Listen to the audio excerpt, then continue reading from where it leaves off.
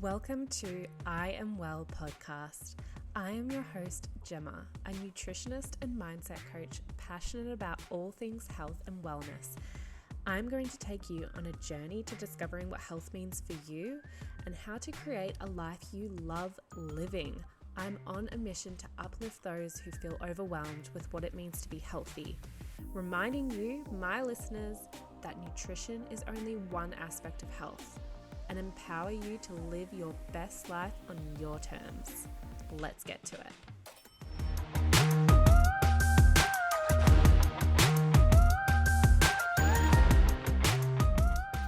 Hello and welcome back to I Am Well podcast. I'm your host Gemma, and today we're going to talk all things diet culture myths, which I can't wait to get stuck straight into, because this is something that over time, like for me, I have believed into every single one of these at some point, and I wish someone had told me what I'm going to tell you today 5 years ago, because it would have saved me a lot of the mental struggle and a lot of the hassle that I put myself into and mental strain. But first, I will just say that this week has been a crazy busy week for me. I mean, every week is a crazy week, right? Especially when you've got 2 little kids. But once again, Shane was away this week, so I was on my own again. And we had my daughter's 5th birthday, and it was just...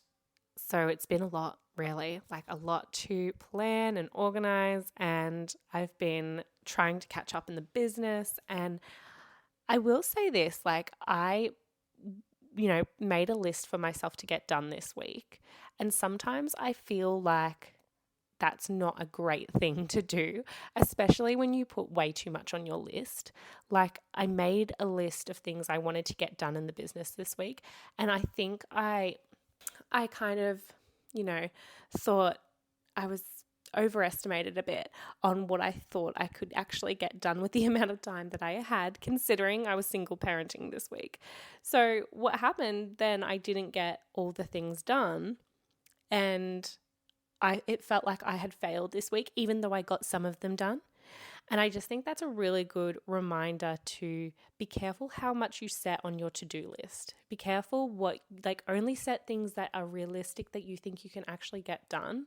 Because if you set too much, say if you set 10 things to get done and you only do 2 of them, you're less likely to praise yourself for the 2 things that you get done, because you're thinking of the 8 things you didn't get done. And that's what I got to at the end of this week.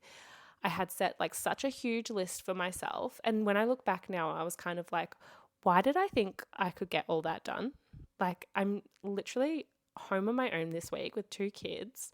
They only go, like my youngest goes to daycare 3 days a week. My other one is in daycare 5 days. So I do have 2 days where I'm at home with my little one. And then of course there's the nights. So like, why did I think I could get so much done? So I think it's just a good reminder to... Sometimes it's not the greatest to, put down so much on your to-do list, because if you don't get all of them done, you're kind of like a bit disappointed and you feel like a failure at the end of the day. Even if you got like at least 2 or 3 things done, you're less likely to congratulate yourself on those 2 to 3 things. Anyway, I just thought that was like a good takeaway for myself, and a good thing to share with my listeners, because I just feel like it's relatable. I think especially I'm such an overachiever, and I think I thrive on that for myself. So I love ticking things off, but sometimes, I create too much of a big list just for the sake of creating a list. Anyway, I digress. Let's get talking about diet culture myths. I'm going to talk about 5 things today. 5 things, and 2 of them are related to fasting, because as everyone probably has known now, I'm obsessed with a fasting lifestyle. I just have seen the benefits for myself, and I love the science behind it. I can understand it, and I find it really easy to do. actually find it so much easier than any other diet I've ever done, because I feel like a lot of other diets, I've had to do a lot of meal prepping and a lot of planning, a lot of organizing, a lot of supermarket shops. And when you live a fasting lifestyle, it's just, you don't have to worry about planning as many meals, obviously, because you're having days where you're fasting. So I'm not, buying lunches. I'm not organizing lunches for a few days in a row. Obviously, there'll be like the weeks where I'm not fasting, but that's only every now and then, like every so weeks. I just love it. I love it because of the flexibility. I love it how, the mindset around it too. That not any fast, like any one fast is always a good fast. It doesn't matter how long it is. It's always having some benefit to your body. But anyway, in saying that, I will start with the first diet culture myth, and it will be around fasting. And it's that fasting causes muscle loss. So I hear this one a lot, especially for people who are trying to build up muscle or athletes. They'll typically stay away from a fasting lifestyle because they want to build up muscle. So in their head, they're thinking, and this is something that I always thought, especially if I wanted to really tone up, build muscle, I just thought I had to eat lots and lots of protein, and I couldn't ever skip meals, because otherwise what my body's going to do is it's going to go to any stored glucose, any stored energy within my body, which it is stored in your muscles, and it's going to take that from my muscles, and then my muscles are, going to become lean and less. The thing is about this, though, is there is science behind this, and there's ways around this, and it's all about what you're eating once you break your fast and what you're eating even before you begin the fast. So when you are in a fasting state, yes, your body is going to go to either your muscles or your liver or your fat, and it's going to take the stored glucose from there, because that's, it's going to take the stored energy that you have wherever it is in your body, because you haven't eaten anything, obviously. So it's not going to have that instant energy to rely on. So it needs to go looking for it in your body. And yes, your muscles is a place that it's going to get that from. But then when you break your fast, if you really focus on having protein first as the first meal that you have when you break it, really focus on just protein. Don't even have any fats or carbs in your first meal when you break your first fast, especially if it's a really long fast. Just focus on that protein. Then that protein is straight away going to go back to your muscles, and when you're doing this off and on, you're actually going to build up a really lean muscle, and it's not going to be a fatty muscle, if that makes sense. It's going to be really lean, a nice, really lean toned muscle. Another one within this for athletes too is that, people don't want to exercise where they're in a fasted state, but when you're doing this, it's actually burning your glycogen stores. It's good when your body looks for energy elsewhere throughout your body to fast. So when you're exercising in a fasted state, you really need, energy right then and there. So it's going to look for anything in your body to bring that energy to you. And that's the best thing, because that's what you want the body to do, because you want it to get rid of that excess glucose that's getting stored. You want it to get rid of it, that extra sugar, the extra fat that's within your body that's been has been there for a while due to toxins or hormones or, the foods that you've eaten. So it's actually good to exercise while in a fasted state. Once again, what you're going to want to do is, when you break the fast, just focus on protein-dense meal. And that's just the first meal that you want to have when you first break it. It's just you want to focus on just protein. Then you kind of want to wait a couple of hours, an hour or so after, and then you can incorporate another meal into that has fat and carbs. It's just that first meal when you break it. When you're doing the really long fast, especially, and when you are doing the really long fast, you do want to be wary of depletion of minerals. So that's things like sodium, potassium, and magnesium. If you're fasting and you're feeling like you're getting headaches or you're feeling really tired and you're feeling like it's depleting your body and it's not working for you, rather than like when you do the longer fast, usually you should start to feel more energized and you should actually feel better. But if you're getting like headaches, getting kind of like withdrawal symptoms, it may be because you're lacking the minerals like sodium, potassium, and magnesium. So what you can do is you can use like a supplementation for that. And there are some out there. You just need to check that they don't have, like they're not got sugar in them, because like literally I bought a magnesium the other day and I bought it from the supermarket, which was my mistake. And I didn't even read the back. And I had my glucose monitor on and I had my magnesium before I went to bed because it's supposed to help you sleep, right?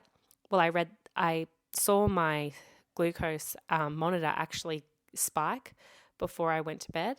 For those who don't know, it's like a blood sugar spike. It means that I've got an instant hit of sugar in my body.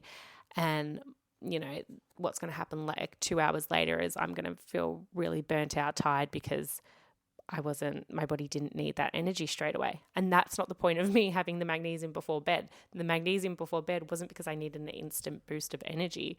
It was to help my muscles repair themselves and also to help me go into a sleepy state, like have a good night's sleep. And then I saw the back of the package and it had like, it had sugar in it. Like I can't even remember which one. I think it was like maltodextrin. But yeah, it had sugar in there. And that's how it got the orange flavor, because it was actually flavored. And I was like, oh, why do I keep falling for this stuff? Like, but yeah, I didn't actually know that until I had my glucose monitor on. So that's just things to be wary of if you do want to add in some minerals to your diet when you're fasting, especially. You can have a look in the supermarket. I really don't think that they have much there. It's really better to go to like a health food store. The only time that I actually would recommend too, if we're going back to exercising while fasting, is during a 3-day fast or anything longer than that. Do not work out. Like you do not want to be doing that to your body, because actually that is just too much stress. So 3 days or longer with those really big fasts, you actually don't want it to be doing a workout. Your body can't handle that much stress when it's because fasting technically is stressful on the body. So you don't want it to add a workout to that when you're doing a really big one, because it's just going to be too much cortisol going to your body and you're going to do more harm than you are good. Another thing to remember when you're trying to build up muscle is to do metabolic switching while you're fasting. Metabolic switching means you're going from sugar burning to fat burning. Sugar burning is what we are doing throughout the day when we're eating. So we're eating something and we're burning that sugar straight away. Fat burning is when we go into a fasted state, and it's usually from about 8 hours. That's when you kind of switch to fat burning. And that means it's going to find the fat stores within your body and it's going to burn that instead. And you really want to get into that. You want to switch between the two, because that's how you're going to build up muscle faster.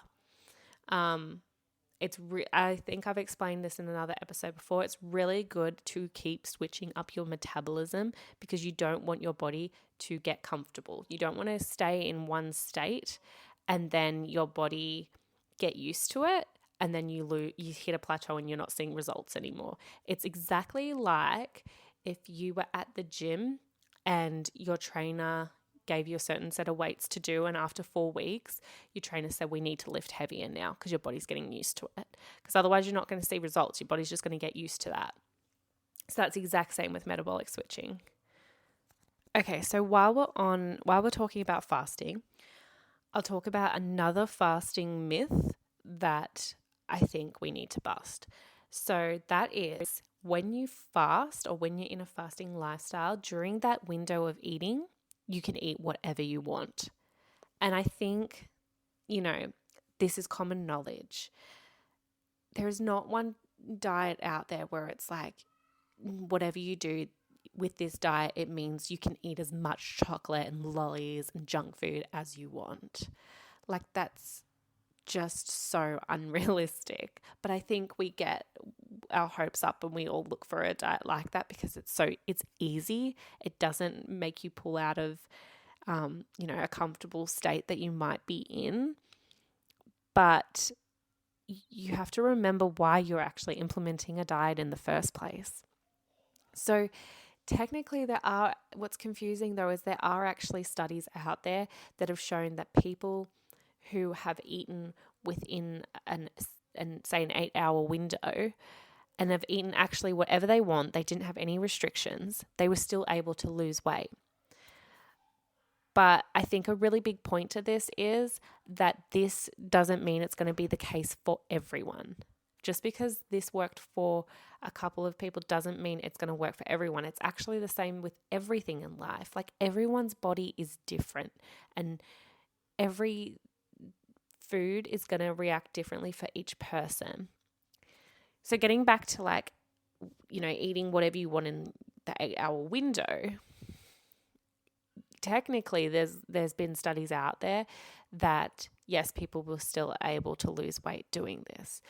But the studies I've seen that they were obese to begin with. So when they've eaten in this 8-hour window, they have consumed less calories and then thus that's how they've lost weight. But if you're eating whatever you want, you're kind of going against everything you're trying to do for yourself. Because if you're doing this to become healthy, to feel better, get your energy levels up, and you're eating whatever you want in the 8-hour window, and meaning like you're eating ultra processed foods, you're literally reversing the effects. You've just fasted to let your body heal itself, and then you've broken your fast by eating takeaway or by eating something ultra processed, and straight away you've just put more harmful toxins and chemicals and into your body, and it's going to do exactly what you were just trying not to do with the fasting. It's going to store it as fat. Yes, there are studies out there that have shown that you can eat within this certain window and time frame and eat whatever you want, and you can maybe still lose weight, but it's going to be different for everyone. And it also goes against everything we're trying to do. Because at the end of the day too, I think this is also a good point. It doesn't matter what you look on the outside. That does not mean that you are healthy on the inside.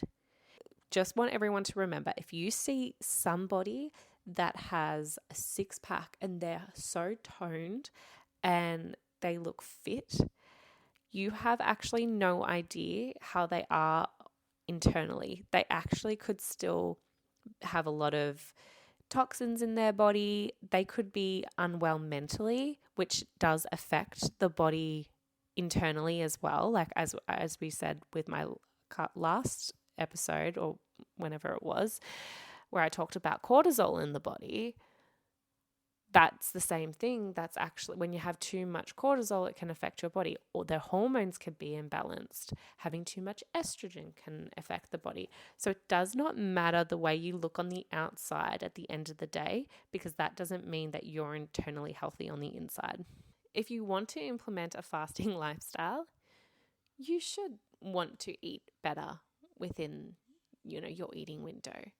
So you can feel the best, you can look the best, and this whole fasting that you're doing isn't going to waste. So let's just put the fasting on hold for a bit there. And now I'm going to talk about 3 more myths that, and I especially think these myths were something that I grew up wholeheartedly believing myself because it was plastered everywhere.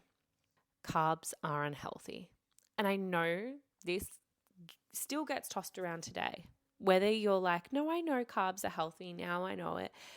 But do you? Because I say that too. Like it goes in my head where I'm like, carbs are good for me, but then there's still low carb diets out there. There's still, have this, it's low carb. Oh, this is good because there's not so many carbs. There's still the subliminal messages there saying that carbs aren't good for us. So I'm going to dive into this. It's all about the quality. It's all about the quality of the carbs you're eating. And it's really simple, if it's the less processed it is, the healthier it's going to be. Like, doesn't that make sense? The less processed it is, the healthier it will be. I feel like we're always trying to cut corners and be like, oh yeah, but this is good for me just because it tastes good. But at the end of the day, that's probably the dopamine hit that you're getting, that you're becoming addicted to it. So you're trying to justify why it tastes good. Carbohydrates are good for us though. They provide the body with instant energy. We do need carbs to, get that energy quickly to help us thrive and, do day-to-day things that we need to do. And healthy carbohydrates are things like whole grains, fruits, beans, and vegetables. Unhealthy carbohydrates are things like white breads, pastries, and sodas. These are refined carbs. They've had all the nutrients mostly removed from them during the processing. And at the end of the day, that's just so simple. I feel like we try so hard to complicate things. I think it's especially when you get to things like vegetables and you think I know this happened in my head too, you think potatoes aren't good. Like, potatoes aren't good for me. I need to stay away from too many carbohydrates. Who's really, we're not really worrying about us cooking too many potatoes and eating them at the end of the day. It's because there's so many fast food restaurants out there that are serving potato chips, like hot chips. And they're different and it's not even the potato part that's the worst. It's actually the oil that they're put in. There's so many toxic oils out there that are really contributing to our health, our declining health. And you really want to stay having oils like extra virgin olive oil and, flaxseed oil, stuff like that. You don't want canola oils and vegetable oils. And this is what hot chips are always brewed in. So it's not the potato that's the enemy here. It's the the toxic oils that they're cooked in.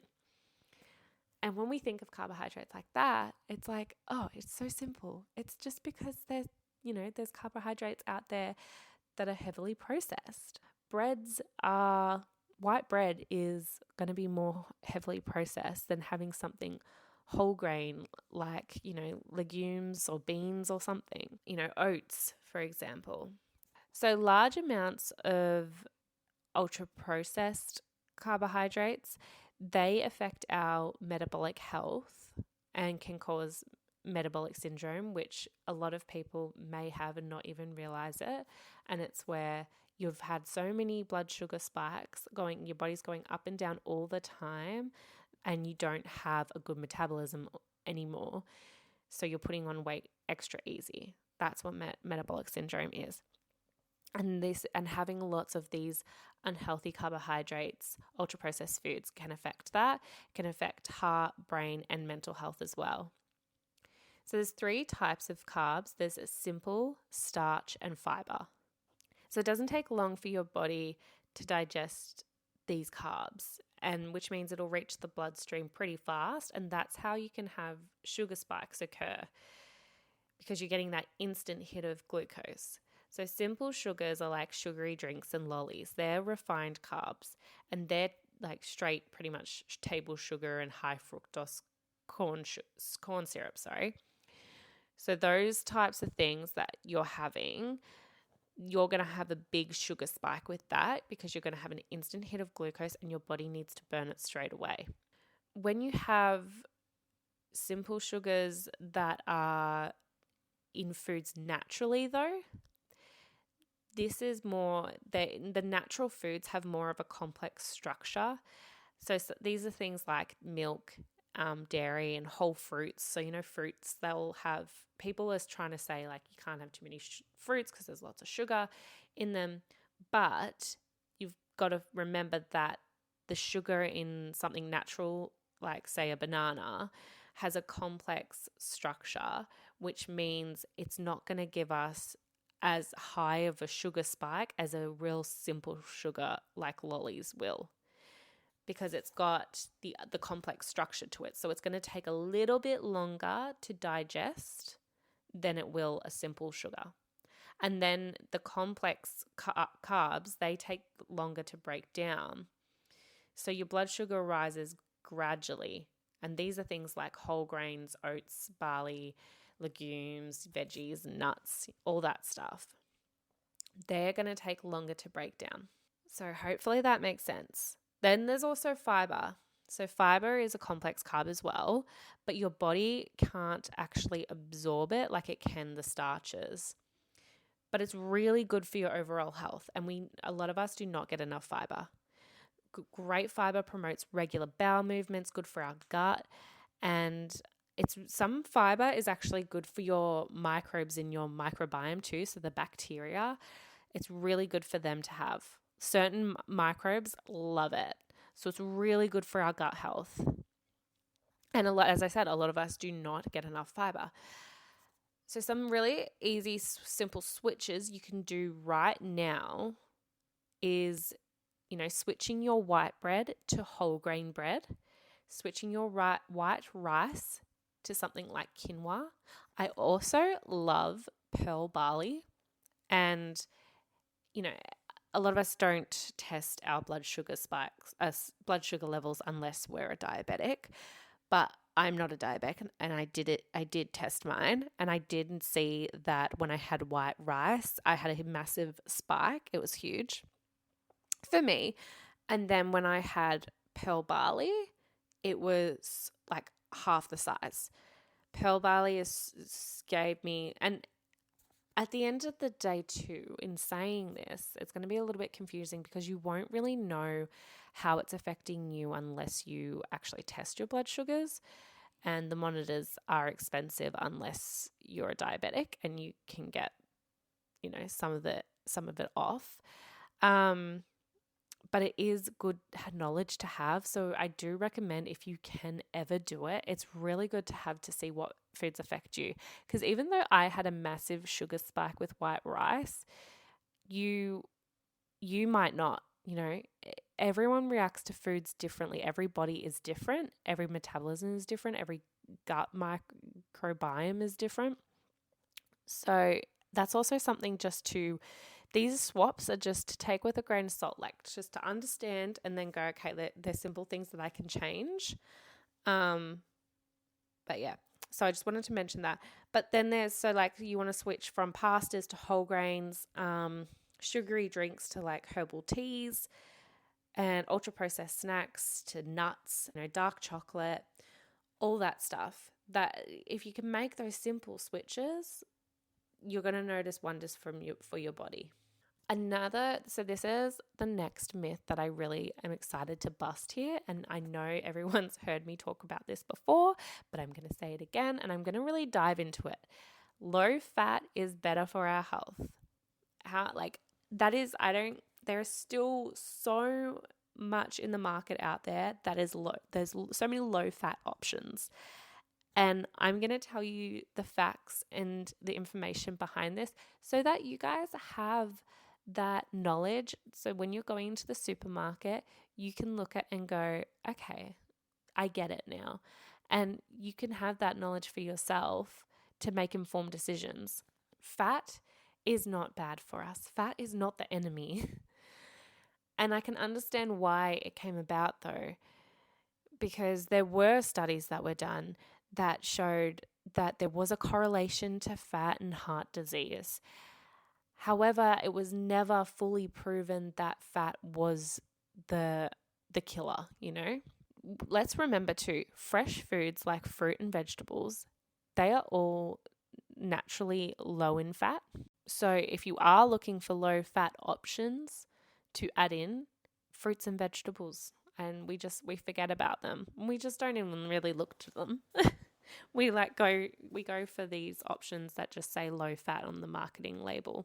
So it actually all started in the late 1800s, that slender bodies were actually starting to become a bit more popular. I didn't even know that when I did the research on this. And that's why they brought in scales, so weight scales. They first appeared in the 1890s. I had no idea. Like, can you believe that? They brought in weight scales in the 1890s. That's so much earlier than what I thought. I thought scales didn't come until a lot later. Mind you, let's not picture the scales that we have today. I'm sure it wasn't like that. It wasn't like they had the digital screens. But I was still shocked that that was a thing because they wanted to know people's weight. And people were actually starting to, they were starting to have more knowledge around fat, and they realized that fat contained more calories than the equivalent amount of weight of protein or carbs. So people were already figuring out back in the 1890s that, fat may not be good for them, or so they thought. So it first started off in the 20s, where low fat, low calorie diets were promoted. They were promoted in like magazines or by like word of mouth. Obviously they didn't have social media back then. And then by the 1940s through to the 70s, this is when the medical profession started to promote the unhealthiness of fat, where they were starting to say, things like, well, heart disease was actually becoming a really big problem then. And they started to do tests and they were starting to run theories. And their theories were that diets that were high in saturated fats and cholesterol caused coronary heart disease. So then, the American Heart Association started recommending that those who were most at risk should start to limit their fat intake. Even though there wasn't a lot of evidence out there that was actually conclusive on this, they were still most wary of the fat intake, and they were telling people to ease off it, especially if they were at risk of heart disease. Then it was in the 70s, so I think it was 1977, a report came out stating that fat, sugar, and salt directly linked to heart disease, cancer, obesity, and stroke. So, of course, then people, wanted the less fat options, because imagine if someone was out there saying that they weren't 100% sure, but it's looking like fat might have, some may or may not give you more risk of getting cancer later in life. Well, of course, you're going to be like, well, I'm not even going to take my chances and I'm going to cut it out of my diet. So then in the 80s, fat was actually became the most likely thing to cause obesity and heart disease. It was plastered everywhere. So that's when the low-fat options started to come out, and everyone was obsessed with removing fat from their diet. And then let's not forget too, 1992 is when they brought out the food pyramid. And I actually Googled the food pyramid because I could not remember I did learn this same food pyramid when I was in high school. And it's where you've got at the very bottom what you should be eating the most. It was like breads, wheat, cereals. That's what you should be, pastas. That's all of the stuff that was like at the very bottom you should be eating most of. So it was all like a very high carb diet. And then above from that, I can't actually remember. I think it was like the protein then. Oh no, it was vegetables. It would have been the vegetables, fruits and vegetables. And then above from that, they had your protein and your dairy. So dairy and that was only just second from the top, like underneath all your sweets and sugars, because less fat was the better. Like, how crazy is that? Like, the food pyramids changed so much since then. But I remember learning that in high school too, and that wasn't that long ago. So it's just crazy that how much the science has changed and the facts have changed, and we've become to realize like that's not the case. Now, this is when so less fat, they realized during this time, was also becoming less tasty. So what they do, they added sugar to bring back the taste. So by the 80s and 90s, low fat foods were actually containing the same amount of calories as what full fat were. And there is no study to show that low-fat diets reduce risk of obesity or type 2 diabetes compared to moderate fat diets. There's actually no study out there to show that. And this was all just based off fear, and clever marketing is what it turned into, because now products, companies were realizing that they could come out with a normal product, but then they could also come out with a low-fat option. And the thing is also that they realized over time is that when you're removing natural fat from a process, when you're removing natural fat from food, you are actually making it become a processed food, because you have to put some preservatives in there, and they were putting sugar in there to make it taste better too. Skim milk has become a really popular option because many scientists for years thought it was a better option and it helped reduce the risk of cardiovascular disease. So skim milk has become very popular now, with people thinking it's a much healthier option. But with most skim milks out there, they're adding in sugar to replace the fat that they've taken out. And remember, that fat is healthy, like it's natural. You can't remember what I was talking about earlier. You want to go for the foods that are less processed. But when you're going for foods that are low fat options, technically you're going for a food that is more processed. And more recent studies are suggesting that actually whole milk is better than skim milk now at reducing the risk of cardiovascular disease.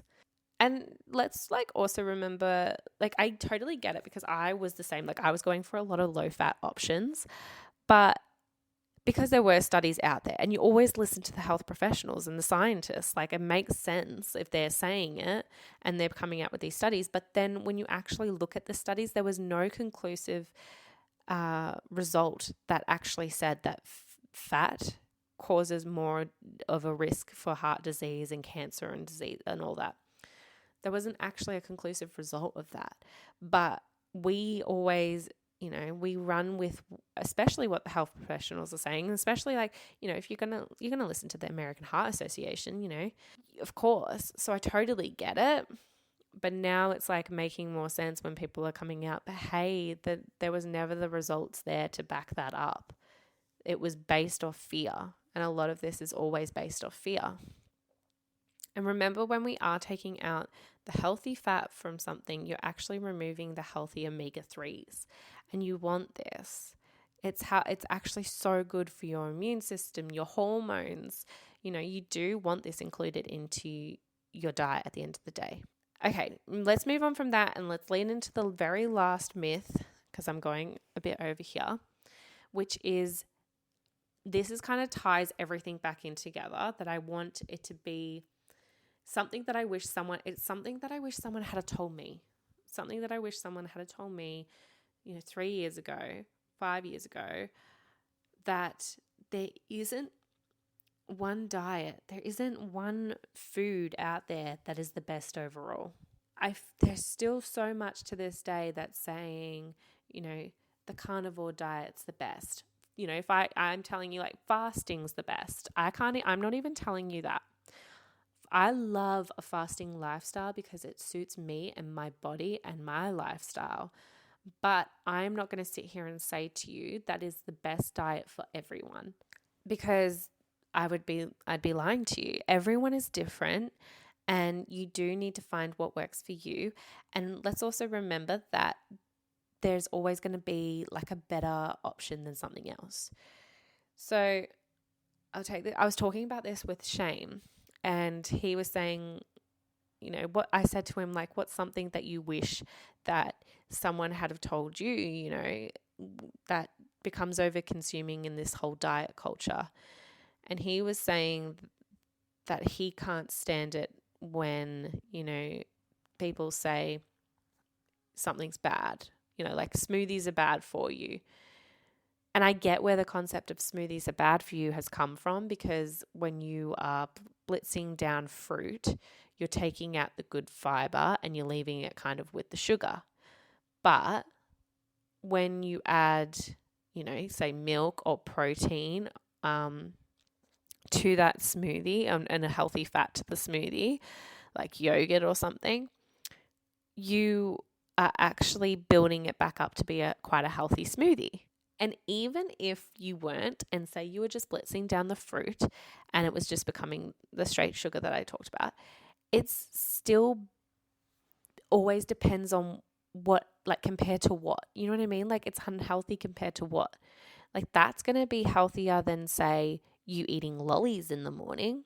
Smoothies, as I said, that when they're added with like the good fats and the good protein, and that you actually make it become a good, healthy meal. So, what I'm kind of getting at here, and I'm hoping I'm trying to get this across properly, is that there's nothing out there that is going to work for everyone. And you have to find what works for you. And there's not one food that is the best out there either.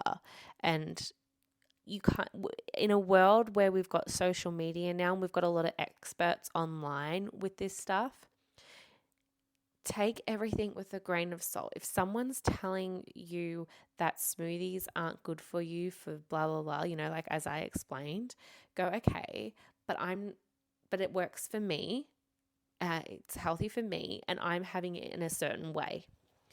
Or if someone's saying, you know, you shouldn't have, what's another example? I'm trying to think of examples. Say you shouldn't have bread. Okay, let's say bread. But you're making your own bread, or you're having, you know, you found bread with like little ingredients and you're not having it a lot, you're just having it, you know, good times, then that's okay. That's okay. Because what's the other alternative? Say you were having, you know, ultra processed foods all the time, like takeaway. It always depends on person to person, and it depends on what you're comparing it to. So don't become so overconsumed in this diet culture where people are so quick to tell you online that this is unhealthy and you shouldn't be having this. Don't have oats because it's this, and don't have this. They're all just, you know, they're all just information out there that is something maybe to be aware of and to understand and go, okay, I get it. I get the science behind it. But don't straight away start making those instant changes in your life because you saw someone telling you something was bad for you, or this way is the best way. You have to look outside the box. You have to be an outside of the box thinker I believe, with everything in life. Don't just follow the crowd, or don't just follow something because someone tells you to do it. Do your own research, or understand it, or try it in your life and see if it works for you, and be open to it as well. Don't instantly dismiss it. Try it, see if it works, and have your take on it. But yeah, in a world where there is so much information out there and it can be overwhelming, and especially in this diet culture world we're living in right now, take things with a grain of salt and do what works for you. And try not to become overwhelmed in it all. And if you do, shoot me a message. I am here because I went through the same thing, 100%. I went through this. Like, I felt this too. I became overwhelmed to a point of where I became obsessive over food, where I was trying to control everything. So I don't want you to go through the same path, because it shouldn't be this complicated. So I am here. If, you know, this doesn't make sense, or this has been too overwhelming, please, please, please do not hesitate to shoot me a message. Oh, anyway, I hope that all made sense. I feel like I got through a lot there, but I feel like it was needed. I'm just really an advocate for do what works for you, and don't stress about it too much. Try to live the life that's the least stressful as you can, that's enjoyable. Enjoy your life, enjoy your food, be happy. Choose to be happy. Choose the life you want, because you can. You can so totally have the life that you want, the body you want. You can do it. You can do it all. But you, one, just have to believe in yourself. That's the first thing. Work on your confidence. And two, not get so caught up in this diet culture that we live in and the information that's constantly out there that's being thrown at you. Hopefully this all made sense. If not, as I said, shoot me a message. My Instagram is Gemma Waterstone. I also have my TikTok, gemma.waterstone, and my Facebook, I Am Well Hub. So please, if this is something that has really resonated with you, also reach out, leave me a review on Apple or Spotify, give me a like.